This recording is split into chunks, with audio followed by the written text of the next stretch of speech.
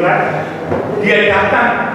Nah ini salahnya, ibu kalau sakit hati, suamiku main gila gitu, datangnya ke sakramen kudus ya. Jangan ikutin perempuan ini. Bangsawan ini dia datangnya ke dukun. Nah dukunnya itu bilang, saya akan buatkan kamu ramuan cinta. Kalau nanti suamimu meminum ramuan ini, kamu dilihatnya seperti perempuan 15 tahun umurnya gitu kan. Nah, itu udah bohong gitu kan. Tetapi syaratnya di dalam ramuan itu harus ada hosti yang sudah dikonsekrir, yang sudah dikonsekrasi. Kamu datang ke sini, kamu bawa hosti itu, nanti saya buat ramuan cinta dengan bahan yang ada, hosti yang sudah dikonsekrir. Nanti begitu kamu dilihat sama suamimu, wah suamimu langsung bling gitu kan. Kamu jadi kelihatan 15 tahun lagi. Dan ibu itu percaya. Jadi ketika dia datang ke gereja, dia terima komuni. Saat itu komuni masih komuni pakai lidah, jadi dia menghadap ke romo, nah gitu, ditaruh, terus dia balik badan. Ketika dia sampai di kursinya, dia keluarkan itu hosti, terus dia simpan dengan sapu tangan berwarna putih, kayak begini. Nah, saya coba bawa sama, tapi tidak ada hostinya. Dia ini, terus dia bawa ke rumah. Tetapi ketika dia mau sampai di rumah, di kastilnya itu, dia mulai ragu-ragu, dia mulai bimbang.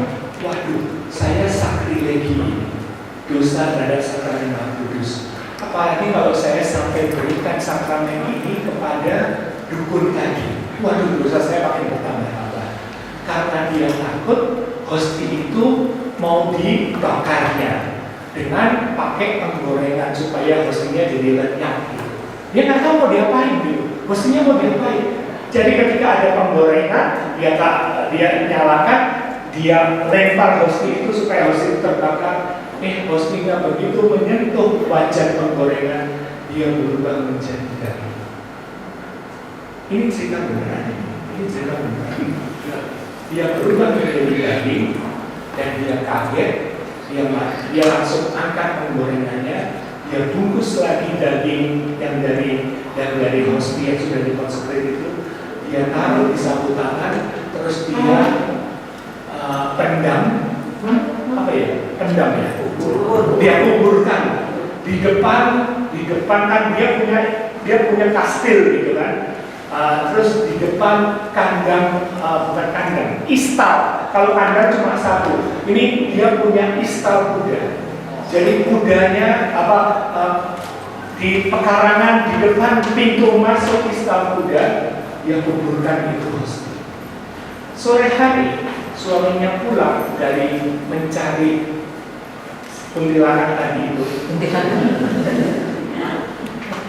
Kuntilanak yang wajahnya cantik, yang umurnya 15 tahun lebih muda gitu kan. Dia pulang, mau masukkan kudanya nggak mau masuk ke kandang. Kudanya diam saja. Kudanya diam, dia turun, dia cambuk itu kudanya tetap tidak mau jalan. Dia tarik, dia pukul dengan tongkat rotan, kudanya malah deprok, nunduk. Kudanya malah menundukkan badan. Dia marah, dia masuk ke kastil, dia mau ambil senapan, sambil marah-marah dia bongkar-bongkar, sambil dia mengungkapkan kemarahannya. Kurang ajar ini kuda, bukannya mau udah dipukul-pukul, udah dicambuk, ternyata dia tetap ini, saya tembak saja kuda ini mati biarin gitu. Padahal itu kuda kesayangan dia. Ketika dengar ribut-ribut, istrinya keluar dari kamar, terus bilang, kamu kenapa? Ini kuda kurang ajar. Saya hampir aja kena kepala saya di ini, karena dia berhenti mendadak, tidak mau masuk ke istal. Saya mau tembak saja. Tunggu dulu. Lalu istrinya cerita bahwa dia menguburkan hosti dari situ, dan kemudian mereka mengundang pastor paroki datang. Pastor paroki mengambil hosti itu dan dibawa. Bapak Ibu, kuda saja bisa berlutut di hadapan tubuh Kristus. Kita seenak-enaknya. Kita terima, kita makan kayak kita makan makanan. Bertobat yang mulai, betul-betul menghargai Gusti dari tubuh Kristus. Dan hostia itu sampai hari ini disimpan di salah satu gereja di Italia. Pada hari raya tubuh dan darah Kristus, hostia itu masih mengeluarkan darah segar. Ketika Yesus mengatakan tubuhku adalah benar-benar makanan, dagingku adalah benar-benar makanan, darahku adalah benar-benar minuman, dia merujuk kepada Ekaristi. Karena itu gereja mengatakan sakramen yang tertinggi adalah sakramen Ekaristi, karena Yesus hadir sendiri. Yesus mengubah roti menjadi tubuh dan darah, dan tubuh itu punya kuasa. Siapa yang melihat hostia yang sudah berubah menjadi darah, menjadi daging tadi, dan pada hari-hari raya tubuh dan darah Kristus beberapa minggu yang lalu, hostia itu masih mengeluarkan darah segar, bukan darah warna hitam, darah segar. Sudah di dalam kaca tapi masih keluar darah, tidak banyak, tapi dia keluar. Siapa mau pergi? Ya, nabung. Jangan minta saya bayarin, nabung.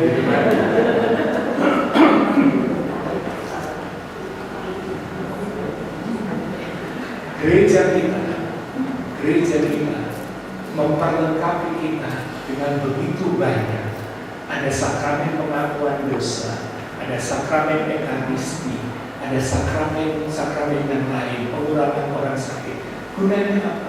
Gunanya untuk membantu. Karena Yesus tahu. Yesus sebelum naik ke surga dia berdoa bagi kita.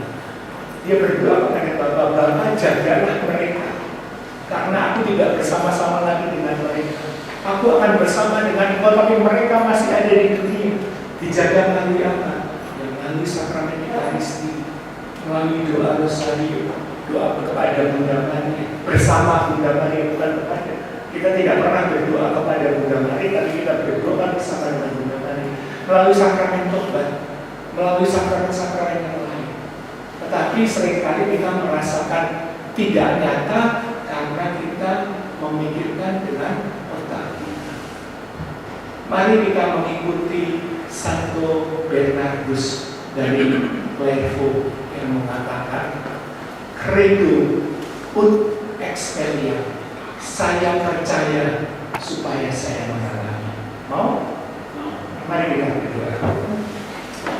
Lebih dari segalanya, ku berharap padamu. Boleh saya minta Bapak Ibu tidak usah ikut bernyanyi. Lebih dari para penjaga. Saya boleh dibantu satu single saja. Mengharap fajar pagi, demikianlah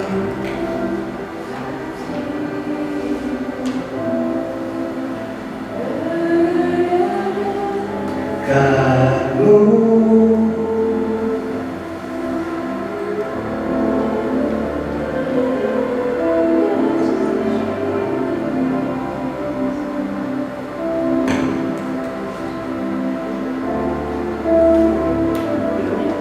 Bukan dalam hati. Boleh dicari Pak.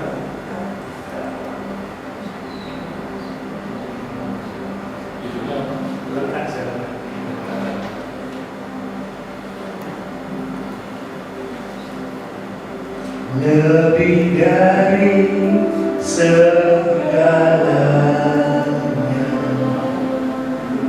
ku berharap padamu. Lebih dari para penjaga, mengharap fajar pagi. Begitu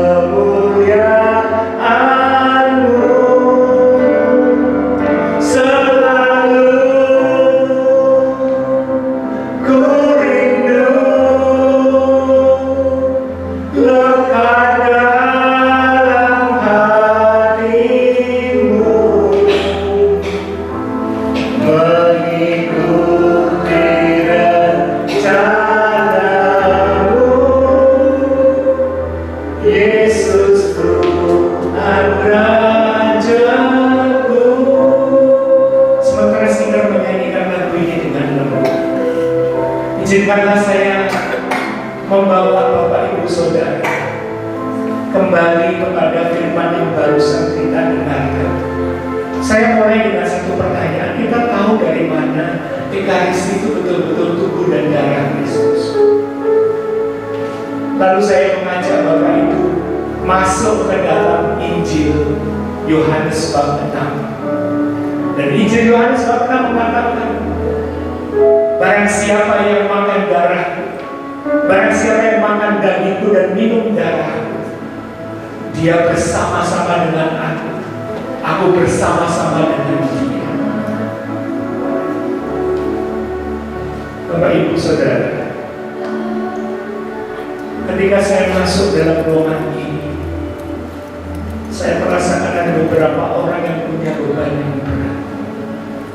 Barangkali kau sudah pernah cerita, kau belum pernah cerita, tidak ada seorang pun yang tahu bebanmu apa. Tetapi sesungguhnya Yesus tidak pernah meninggalkan engkau sendiri.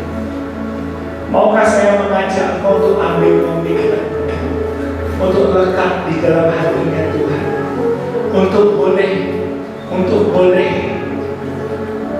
merindukan dekat dengan Tuhan ketika kita menyambut tubuh Kristus. Dan saya percaya engkau akan dikuatkan. Barangkali masalahmu mungkin belum akan selesai, tetapi engkau akan merasakan penyertaan Tuhan yang luar biasa. Saya menangani seorang suami istri yang senantiasa bertengkar.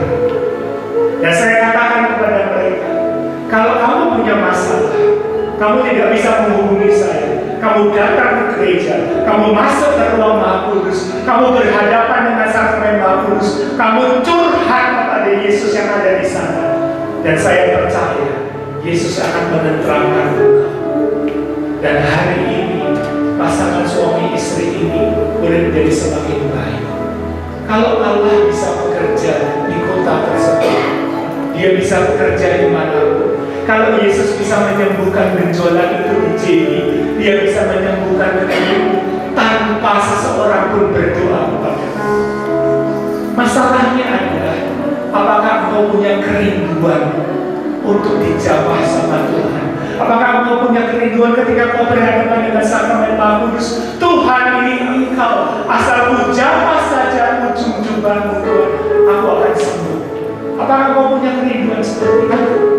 Tuhan, ketika aku terima engkau, aku menerima engkau bagaikan seorang penjaga malam yang mengharapkan fajar pagi. Apakah engkau punya kerinduan seperti itu?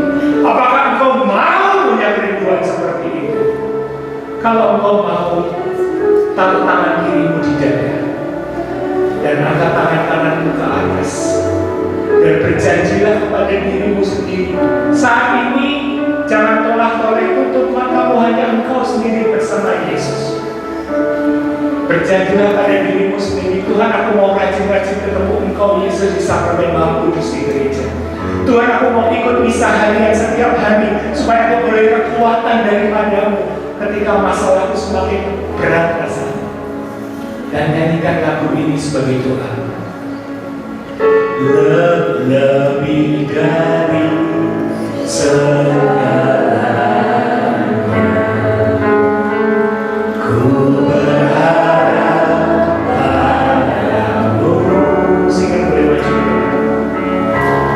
Lebih dari para penjaga. Ini setengah.